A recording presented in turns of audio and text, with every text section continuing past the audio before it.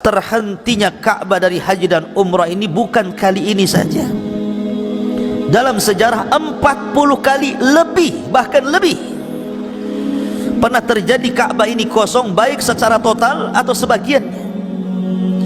Saya akan sebut sebagian kecilnya. Disebutkan bahwa dahulu pernah terjadi sebuah peristiwa yang sangat menyedihkan pada tahun 317 Hijriah. 317 Hijriah.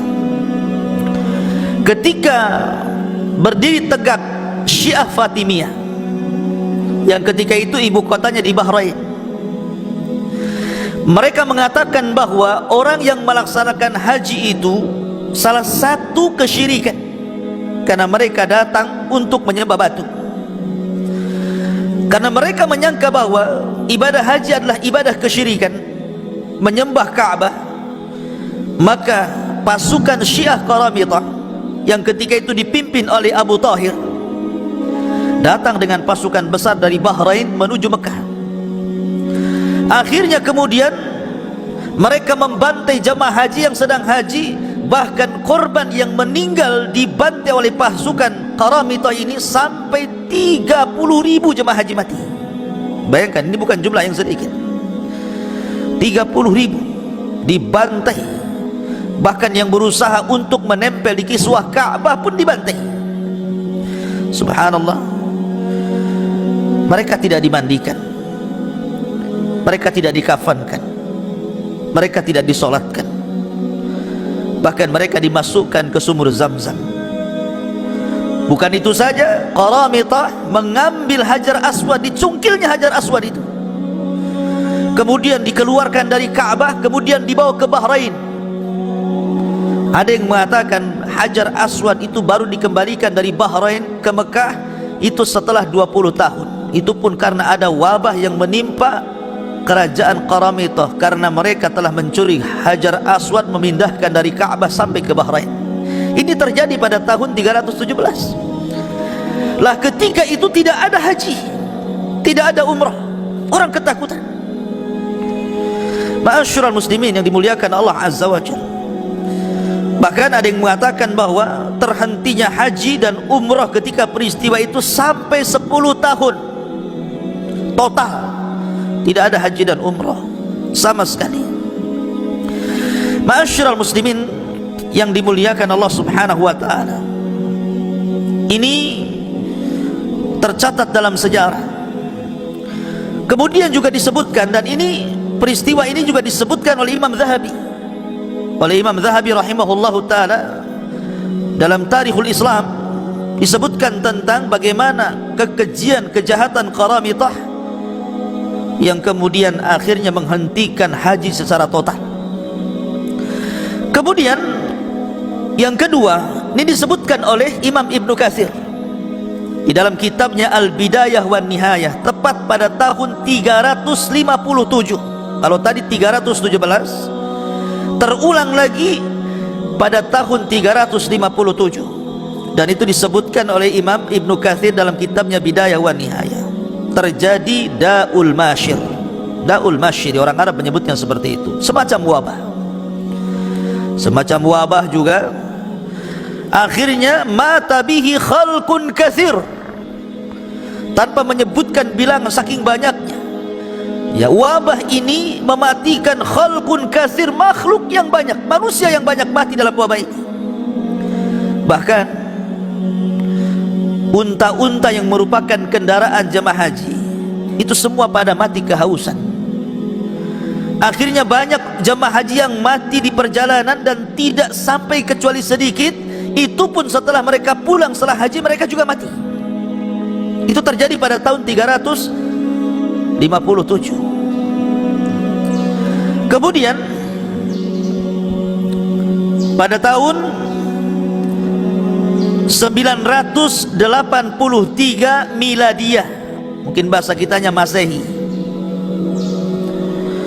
ada yang mengatakan bahwa lam yahuj ahadun minal Iraq, tidak ada satupun orang Irak yang haji.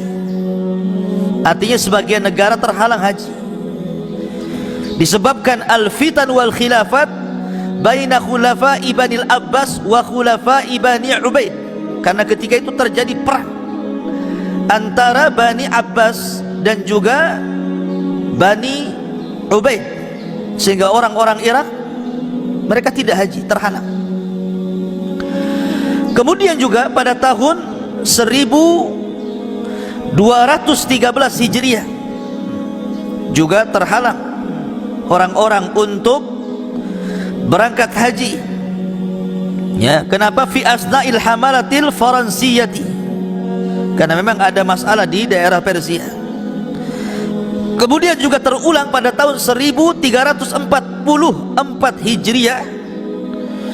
Ini pun terjadi di Mesir, ada masalah besar, kemudian mereka tidak bisa haji. Kemudian juga pada tahun 1253 orang-orang Baghdad, Irak, mereka terhenti juga tidak bisa haji sampai 10 tahun setelah wafatnya Khalifah Muntasir. Khalifah Mustansir. Kemudian pada tahun 1257 Miladiyah, orang-orang Hijaz, kalau sebut Hijaz itu Mekah dan Madinah, juga tidak haji, ya, disebabkan banyak masalah.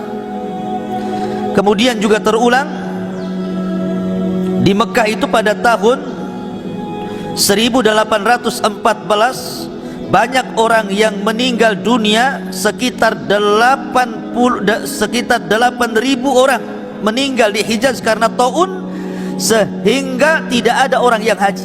Orang-orang Hijaz tidak ada yang haji. Kenapa? Tersebar wabah taun, sampai yang meninggal itu 8.000 orang. Kemudian pada tahun 1831 Masehi ada lagi wabah berasal dari India sana, dan itu ketika terjadi musim haji, sehingga akhirnya wabah ini menular kepada jemaah haji, sehingga banyak orang yang meninggal dari jemaah haji. Maka ketika itu dihentikan. Kemudian juga pada tahun 1168 juga terjadi perang, sehingga banyak negara-negara yang kemudian tidak melaksanakan haji. Ma'asyiral muslimin yang dimuliakan Allah Subhanahu wa taala, jadi kesimpulannya ikhwan, bahwa banyak sekali peristiwa-peristiwa kenapa sampai kemudian Mekah itu dikosongkan.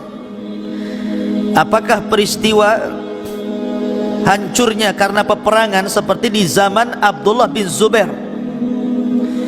Abdullah bin Zubair pernah berperang melawan Yazid bin Muawiyah, ya. Kemudian setelah itu, karena perangnya ketika itu menggunakan manjanik itu ketepel besar, lemparan batu dari luar pakai ketepel besar, sehingga mengenai Ka'bah dan hancur. Banyak hancur Ka'bah itu. Dan peperangan dimenangkan oleh Abdullah bin Zubair, akhirnya dibaiat menjadi khalifah Hijaz di Madinah. Lah ketika itu akhirnya dirobohkan oleh Abdullah bin Zubair, betul-betul dirobohkan Ka'bah itu. Dan ketika itu tidak ada orang yang haji dan umrah, namanya Ka'bahnya roboh dan dirobohkan. Kemudian dibangun kembali ala qawaid Ibrahim berdasarkan hadis Aisyah radhiyallahu anha. Jadi Abdullah bin Zubair membangun Ka'bah itu sebagaimana qawaid Ibrahim, bukan sebagaimana yang kita lihat hari ini. Kalau hari ini kan Ka'bah itu bangunannya yang dibangun orang Quraisy, separuh dibangun, separuhnya Hijr Ismail. Tapi oleh Abdullah bin Zubair, Hijr Ismail itu dimasukkan ke dalam Ka'bah. Jadi bentuk Ka'bah itu persegi panjang. Kalau sekarang kan kotak. Kenapa? Karena ketika itu Abdul Malik ibn Marwan belum sampai hadis Aisyah. Ketika mendengar bahwa Ka'bah itu dirubah oleh Abdullah bin Zubair, marah dia. Maka dia utus Hajjaj ibn Yusuf membawa pasukan, kemudian menyerang Madinah dan Mekah. Maka meninggallah di tangan Hajjaj ibn Yusuf Abdullah bin Zubair. Dirobohkan lagi Ka'bah itu atas perintah Abdul Malik ibn Marwan, dibangun lagi, dikembalikan kepada bangunan yang pernah dibangun orang Quraisy. Dan ketika itu umrah terhalang, ya, karena dibangun lagi, dirobohkan, dibangun lagi, ya. Jadi dalam peristiwa kosongnya sekitar Ka'bah itu tidak ada yang tawaf di situ, bukan hanya kali sekali ini saja, tapi banyak sekali, bahkan ulama mencatat bukan 40 kali, 40 kali lebih. Walaupun yang disepakati 4 kali, memang total tidak ada orang haji dan umroh, kosong total. Dan yang terakhir ini masalah corona hari ini, tetapi lebih daripada itu dikosongkan oleh beberapa negara karena peristiwa-peristiwa macam-macam. Ada karena peristiwa tersebarnya wabah, ada karena mahalnya harga tiket, ada karena peperangan, ada karena politik, macam-macam. Tetapi ketika terjadi kekosongan Ka'bah dari zaman ke zaman itu, tidak ada pun tanda-tanda kiamat. Harusnya kalau memang ini diprediksikan ketika Ka'bah ini kosong, dan pernah Ka'bah ini kosong bukan hanya setahun. Kalau seandainya pemerintah Saudi ini kemudian membuka, mungkin tahun depan lagi, mungkin cuma setahun saja kosong. Tapi pernah terjadi di zaman penyerangan Qaram itu 10 tahun, tidak pun terjadi tanda-tanda kiamat. Ya. Artinya bahwa yang dimaksud di sini adalah, kalau yang dimaksud tanda-tanda kiamat besar, maka Anda terlalu jauh memprediksi. Tapi kalau ini tanda-tanda kiamat kecil, ya namanya tanda-tanda kiamat kecil itu bisa datang, bisa berlalu. Tapi tanda-tanda kiamat besar ini kalau sudah datang tidak bisa dihentikan. Hilang ini muncul itu, hilang itu muncul yang ini, hilang yang ini muncul yang itu, sampai akhirnya Allah kiamatkan dunia ini. Sehingga terlampau tergesa-gesa. Karena sebelumnya banyak yang memprediksi akan terjadi kiamat pada tahun 2000 sekian, tidak pun terjadi kiamat. Oleh karena itulah, maka apa yang terjadi hari ini adalah sebuah peristiwa kuasa Allah Subhanahu wa taala, yang Allah firmankan, wa manursilu bil ayati illa takhwifa. Tidaklah kami utus tanda-tanda kuasanya kecuali untuk menakut-nakuti hambanya. Dengan terhentinya Ka'bah, semua orang jadi takut. Ada apa ini? Ada apa ini? Kenapa Ka'bah kosong? Kenapa tidak ada orang haji dan umrah? Semua orang takut. Allah katakan, wa manursilu bil ayati illa takhwifa. Tidaklah kami utus tanda-tanda kuasa kami kecuali hanya ingin menakut-nakuti hambanya, liyukhawwifa ibadah, untuk menakut-nakuti hambanya, supaya apa? La'allahum yarji'un, agar mereka kembali kepada Allah Azza wa Jalla.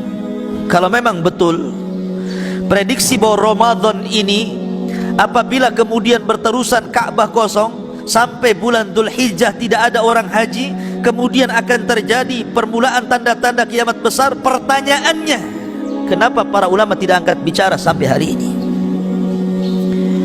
Kenapa para ulama?